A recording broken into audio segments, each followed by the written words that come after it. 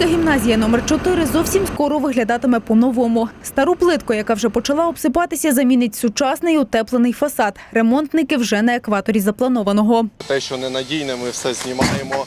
Далі клеїться утеплювач, це мінеральна вата.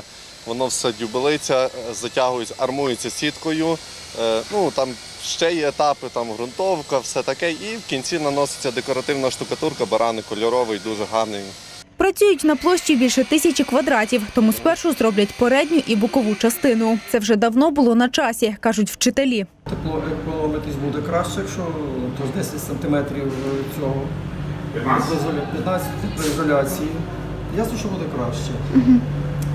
Я думаю, що там ще і буде трошки розфарбовано по-інакшому. Наприклад, в 10-й школі бачив, доволі таки оригінально. Ремонтники поділилися. Оновлений фасад буде поєднувати 3 кольори – білий, бірюзовий і темний. На оновлення і утеплення 4-ї гімназії виділили 2,5 мільйони гривень. Майже 1,8 вдалося зекономити на тендерних процедурах. За словами міського голови, зміни були необхідні.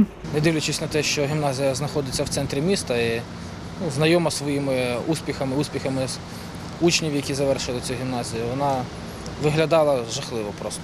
Це стара радянська плитка, звичайно, що вона не додавала естетики. Але тепер ситуація зміниться.